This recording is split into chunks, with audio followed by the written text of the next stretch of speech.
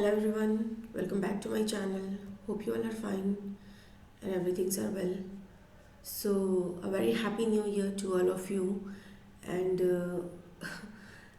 साल तो नया है लेकिन प्रोबेबली इस नए साल में हम कुछ अच्छा भी करेंगे और उस अच्छी चीज़ को करने के लिए it is very much required कि हम अपनी पढ़ाई को बहुत ही अच्छे तरीके से कंटिन्यू रखें। तो इसलिए मैं आपके जो चैप्टर्स रन हो रहे थे उसके आगे के कुछ टॉपिक्स के ऊपर I am going to make the videos. तो प्लीज़ डू फॉलो एंड अपने लास्ट क्लास में हमने वो सारे मेथड्स पढ़े थे जिसके थ्रू हम क्या करते हैं फॉरेन जीन को या जो हमारा रिकॉम्बिनेंट डीएनए है उसको इंसर्ट करते हैं सेल के अंदर। ठीक है, अगर आपने वो सारे मेथड्स ना पढ़े हों तो मैं वीडियो लिंक कर दूंगी, आप जाके चेक कर सकते हैं। ओके, तो उन सारे मेथड्स को हमने पढ़ लिया था। जो मेथड्स इम्पॉर्टेंट हैं किसके लिए, हमारे हमारे रिकॉम्बिनेंट डीएनए को इंसर्ट करने के लिए हमारे होस्ट सेल के अंदर। नाउ आज हम पढ़ने जा रहे हैं basic step involve in the process of biotechnology. Biotech का जो पूरा प्रोसेस है उसके अंदर हम कौन कौन से स्टेप यूज़ करते हैं। ठीक है, स्टेप नंबर 1 है कि अगर आपको पहला स्टेप है कि हमें क्या करना पड़ेगा, जीनोमिक डीएनए को आइसोलेट करना पड़ेगा। स्टेप नंबर 2 कि हमें जो हमने जीनोमिक डीएनए बनाया है उसका फ्रैगमेंट बनाना पड़ेगा। स्टेप नंबर 3 उस फ्रैगमेंट की स्क्रीनिंग करनी पड़ेगी, स्क्रीनिंग ऑफ डीएनए फ्रैगमेंट कि क्या वो हमारा डिज़ायरेबल फ्रैगमेंट है। ठीक है, क्या स्क्रीन करना है हमें कि is it the desirable fragment, क्या वो वही फ्रैगमेंट है जो हम चाहते थे। ठीक, उसके बाद इस डिज़ायरेबल फ्रैगमेंट को हमें इंसर्ट करना होगा वेक्टर के अंदर, फिर वेक्टर को इंट्रोड्यूस करना होगा डीएनए के अंदर, इंट्रोड्यूसिंग डीएनए इन होस्ट। ठीक है, इस डीएनए को फिर होस्ट के अंदर इंट्रोड्यूस करना होगा।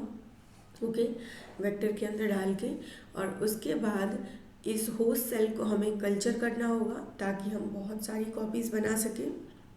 और फाइनली होस्ट सेल कॉपीज़ बनाने के बाद कितने होस्ट सेल ने ट्रांसफॉर्मेशन किया है, कितने ने नहीं, ये भी चेक करना होगा। ठीक है, तो ये सारे स्टेप हैं कुछ जो कि हम क्या करते हैं, फॉलो अप करते हैं अगर हमें रिकॉम्बिनेंट डीएनए टेक्नोलॉजी अगर हमें रिकॉम्बिनेंट डीएनए फॉर्म करना है तो। ठीक है, बायोटेक में जो हम रिकॉम्बिनेंट डीएनए फॉर्म करते हैं उसके लिए this all are steps are desirable.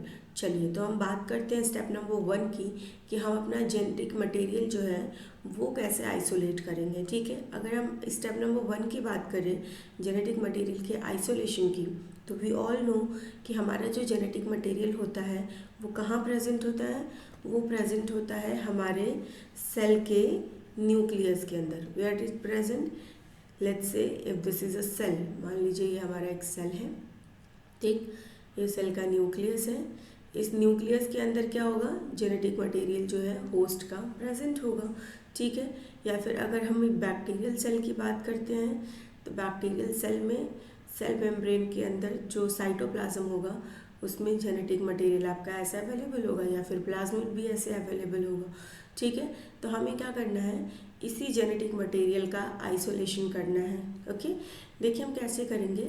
Isolation करने के लिए अगर हम इन सेल को निकालना चाहते हैं तो क्या करना पड़ेगा, हमें इस सेल मेम्ब्रेन को ब्रेक करना पड़ेगा, न्यूक्लियर मेम्ब्रेन को ब्रेक करना पड़ेगा, तब जाके तो हम इस न्यूक्लियस को हम इस जेनेटिक मटेरियल को विच इज़ द डीएनए उसको हम एक्सट्रैक्ट आउट कर पाएंगे, या तो डीएनए या तो फिर plasmid, what ever will be the genetic material. ठीक है, अगर हमें आइसोलेट करना है तो हमें इस सेल को ब्रेक करना पड़ेगा। ठीक है, इसके अलावा ऐसा तो नहीं है कि हमारे सेल के अंदर सिर्फ सेल मेम्ब्रेन ही है, बहुत सारे हमारे सेल के अंदर डीएनए के अलावा आरएनए भी हैं, प्रोटीन्स भी हैं, और भी अदर मॉलिक्यूल्स हैं जो कि हमारे डीएनए एक्सट्रैक्शन में क्या कर सकते हैं, बहुत ही ज़्यादा बाधा डाल सकते हैं। ठीक है, उसके लिए हमें क्या करना होगा, उसके लिए हमें जो हमारा डीएनए है उसको हमारे सेल के अंदर जो आरएनए है और प्रोटीन है उसको भी डाइजेस्ट करना पड़ेगा ताकि हम कंफ्यूज ना हो जाए कि whether we are isolating the DNA और द आरएनए। ठीक है, और वो हमारे काम में इंटरफेयर भी ना करे। तो देखिए इस आइसोलेशन के लिए हम क्या क्या स्टेप फॉलो करते हैं। हम लेंगे क्या, लाइजोजाइम। ठीक है, अगर एक नॉर्मल यूकैरियोटिक सेल है, ठीक, तो हम लेंगे लाइसोजाइम। लाइसोजाइम क्या करेगा, हमारे सेल को ब्रेक करेगा, ठीक है। हमारे सेल का जो मेम्ब्रेन है उसको ब्रेक करने का काम कौन करेगा, लाइसोजाइम करेगा, ठीक है। या फिर यूकैरियोटिक सेल, क्या हम प्रोकैरियोटिक सेल के लिए भी लाइसोजाइम का इस्तेमाल कर सकते हैं। आप यूकैरियोटिक सेल ले लीजिए या प्रोकैरियोटिक सेल ले लीजिए, जिनमें सेल मेम्ब्रेन है जिन ऑर्गेनिज्म में, उनको आप क्या करेंगे, एक यूकैरियोटिक आप उनको क्या करेंगे, लाइसोजाइम में डालेंगे। जैसे देखिए ये बैक्टीरियल सेल है, इन बैक्टीरियल सेल्स को हमने क्या किया है, लाइसोसोम सॉल्यूशन के अंदर डिप किया है। तो लाइसोसोम के अंदर डालेंगे तो क्या होगा, सेल मेम्ब्रेन जो है वो रप्चर हो जाएगा। सेल मेम्ब्रेन क्या होगा, रप्चर हो जाएगा, ठीक है। सेल मेम्ब्रेन रप्चर हो गया तो सेल का साइटोप्लाज्म वगैरह सब इसके अंदर आ जाएगा, ओके। नेक्स्ट देखिए, लेट्स से अगर कोई प्लांट सेल है, ठीक है, अगर कोई क्या है, प्लांट सेल है, तो प्लांट सेल का जो सेल मेम्ब्रेन होता है वो किसका बना होता है, सेलुलोज का बना होता है। सेलुलोज के सेल मेम्ब्रेन को ब्रेक डाउन करने के लिए हमें एक एंजाइम की ज़रूरत पड़ेगी। The name of the enzyme is cellulase enzyme, ठीक है। तो हम सेलुलेज एंजाइम के अंदर प्लांट सेल को डाल देंगे तो प्लांट सेल का जो सेल वॉल है वो क्या हो जाएगा, ब्रेक डाउन हो जाएगा, ठीक है। फिर सेल मेम्ब्रेन को भी ब्रेक कर लेंगे लाइसोजाइम डाल के, तो सेल का साइटोप्लाज्म उसके साथ उसका जेनेटिक मटेरियल सब कुछ कहाँ जाएगा, इस सोल्यूशन के अंदर आ जाएगा। क्लियर?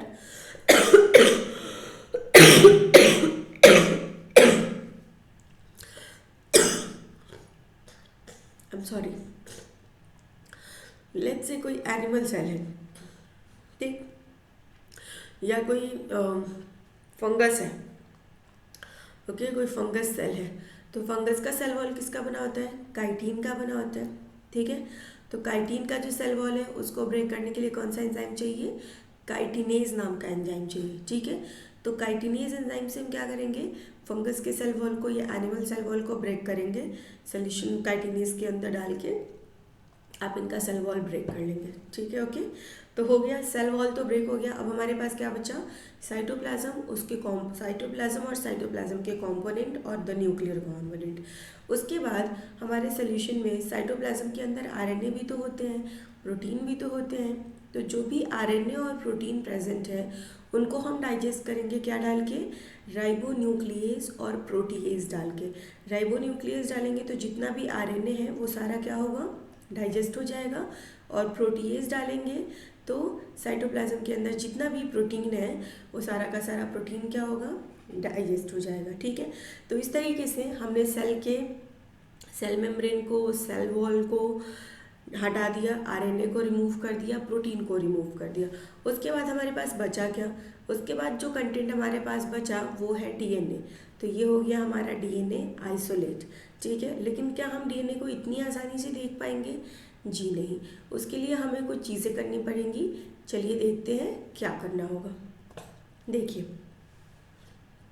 नेक्स्ट स्टेप में हमें क्या करना होगा, स्टेप नंबर 1 क्या किया था हमने, सेल को लाइज किया था, या तो डिटर्जेंट का इस्तेमाल करके या हम डिसरप्ट कर देंगे उसकी प्लाज्मा मेम्ब्रेन को, ठीक है। स्टेप नंबर 2 में हमने क्या किया था, सेल के कंटेंट को हमने ट्रीट किया था प्रोटीएज से ताकि हम प्रोटीन को डिस्ट्रॉय कर सके, आरएनए से ताकि हम आरएनए को डिस्ट्रॉय कर सके। अब स्टेप नंबर 3 में क्या करेंगे, स्टेप नंबर 3 में हमें डीएनए ही तो आइसोलेट करना है, तो हम करेंगे कुछ ऐसा कि सेल डिब्रीज जो है वो सेल यहाँ प्लेटेड आउट हो जाएंगे। यहाँ देखिए ये सेल डिब्रीज है, okay. Cell debris is pelleted in a centrifuge tube, ये एक सेंट्रीफ्यूज ट्यूब है, इसमें सेल का डिब्री निकल गया है। द लिक्विड सुपरनेटेंट, ये जो ऊपर बचा हुआ है इसको हम बोलते हैं सुपरनेटेंट, ठीक। सुपरनेटेंट को जिसके अंदर की हमारा डीएनए है उसको हम ट्रांसफ़र कर देंगे क्लीन ट्यूब के अंदर, ओके। देखिए इस सुपरनेटेंट को यहाँ क्लीन ट्यूब के अंदर ट्रांसफ़र किया गया है और उसके बाद ये जो डीएनए है वो प्रेसिपिटेट करेंगे हम इस डीएनए को किसकी मदद से, एथेनॉल की मदद से। एथेनॉल होता है ना, मेथेनॉल, एथेनॉल। तो जो एथेनॉल इज एन अल्कोहल, जब चिल्ड एथेनॉल आप इस सुपरनेटेंट के अंदर डालेंगे, क्या डालेंगे, chilled ethanol, what you will add chilled ethanol जब इसके अंदर, तो क्या होगा, ये सारा का सारा जो डीएनए है इस सुपरनेटेंट के अंदर जो हमारा डीएनए है वो सारा डीएनए क्या करेगा, विस्कस स्ट्रैंड फॉर्म कर लेगा, जो कि आप स्पूल्ड आउट कर सकते हैं ग्रास रॉड की मदद से। ठीक है, ये देखिए, ये आपका क्या है, दिस इज द सुपर निटिन, ठीक। और ये आपका क्या है, ये है ग्लास रॉड। ग्लास रॉड की मदद से आप क्या कर रहे हैं, ये सारा का सारा जो डीएनए है इन सबको स्पूल्ड आउट कर रहे हैं। तो डीएनए को स्पूल्ड आउट करने के लिए क्या करना पड़ेगा, डब्रीज को रिमूव करके, दिस आर द डिब्रीज, इसको इधर ही रहने देंगे, वो आपका डेब्रीज पैलेट आउट हो जाएगा नीचे की तरफ। सुपर निटिन को निकाल के उसमें चाइल्ड एथेनॉल डालेंगे, तो आप उसके बाद आपको वाइट कलर का कुछ थ्रेड लाइक स्ट्रैंड लाइक दिखेगा, that is what, that is our genetic material which is the DNA. तो इस तरीके से आप अपने डीएनए को क्या कर सकते हैं, एक्सट्रैक्ट कर सकते हैं। ठीक है, समझ आ गई बात है आप लोगों को कि डीएनए एक्सट्रैक्ट कैसे कर सकते हैं।